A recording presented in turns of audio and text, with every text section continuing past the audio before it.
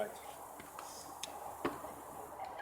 I'm on the stage here at the Shakespeare for 2014, the Stafford Festival Shakespeare, and I'm talking to Georgina White, Esther Biddle. Hello. Hello. Hello. And obviously, Georgina, you've got quite a lead part in this as one of the main stars of this particular show.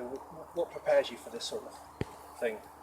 Well, it's a mammoth role, it really is. So I got the script well in advance so that I could, start learning my lines in advance, because you don't want to go on stage thinking about that. Yes, so I just kind of got on top of the lines. I've also had loads of fun watching boys and the way that they walk and the way that they talk and the way they act, to prepare for the transformation into Ganymede, who's my male alter ego. Right, okay. There's a lot of laughs in this as well, isn't there? Obviously with Ganymede, but even some of the smaller parts, James has got quite a funny part at the beginning. James LeBeau, Oh, Yeah. LeBeau, yes. It's a French character. Yeah, that's a really funny part. And Esther, you play quite a funny role as well, which I'm really pleased about. You've been in Shakespeare before, haven't you? I did the Comedy of Errors here, which was 3 years ago, Yeah. and I've done other Shakespeares throughout my career. I often get cast in a character role, which means that there's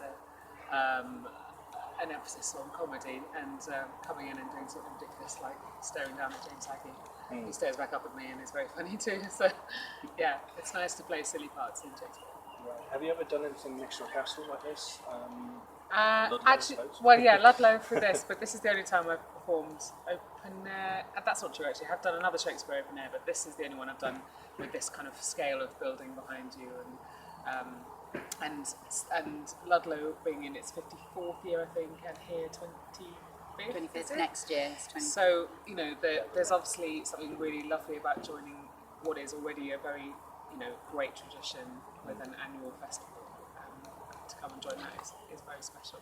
Okay. Can you tell me anything about the play without giving it away? For those who haven't read it, I haven't actually read it at all. I've never seen a production of it before, so it's all brand new to me, so it's really good to Right. approach it from that angle.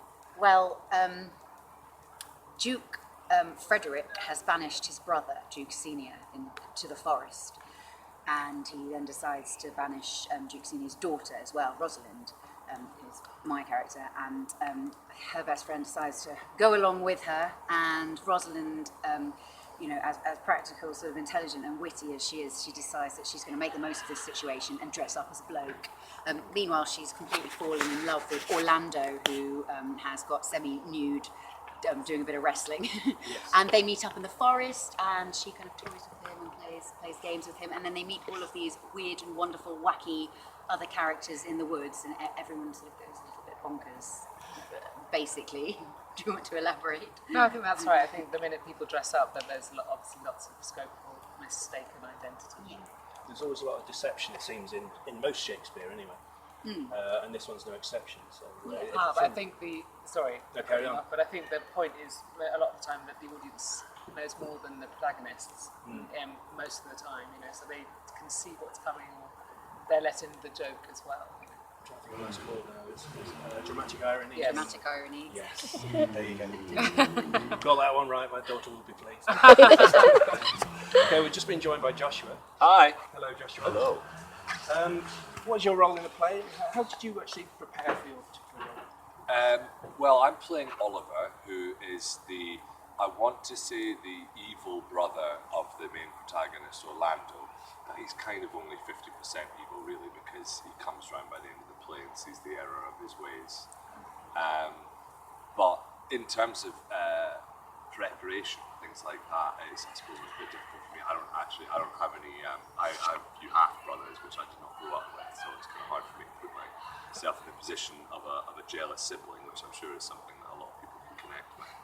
But yeah, for me, the main thing about Shakespeare is kind of trying to plumb the text really and honour the poetry of it really, and really get to grips with the words. I think if you just immerse yourself in the beautiful language that it is, it really opens up a whole sort of new world of expression really, and you find yourself living in this sort of very heightened but yet sort of understandable and tangible reality really, that he creates this universal sort of language that we found and has endured for hundreds of years, really. So that's why we keep coming back to it. This was set in the 60s.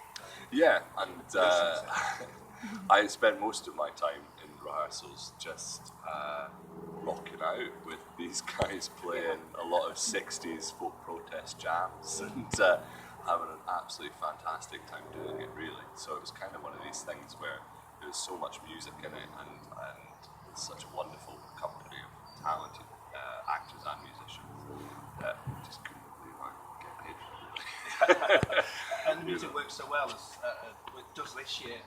They normally have a little bit of music every year, but this year it tends to be to the fore, whereas in previous years perhaps it's a bit of background music, which is played live on stage anyway, as you yourself you have played in the past. But this time it seems to be part of the production itself, part of the storyline almost. It very much conjures the world of the play.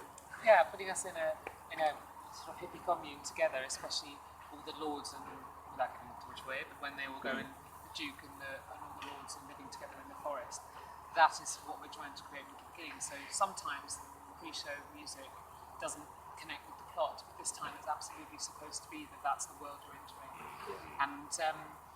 And by it being a lot of protest songs, that's just a gift of how to start this show and how to create that atmosphere right from the beginning. And also, a lot of the songs are all written in. So Shakespeare written the lyrics in, and then Greg Palmer, our amazing MD, has composed 60s music for these beautiful lyrics. So it works very well. I thought they were just original songs. I heard the 60s songs, but I thought you were just throwing some original stuff in there. I didn't know there were lyrics in there. They were in the So all text. Shakespeare's that's words. Greg's Yeah. composition, and he's very flexible. So it depends when you get to rehearsing, who's free, who's not on, who's not doing the change, or who is, or what people you have available to you, and then he's composing then as we go along, and using what he's got and who he's got and what they play.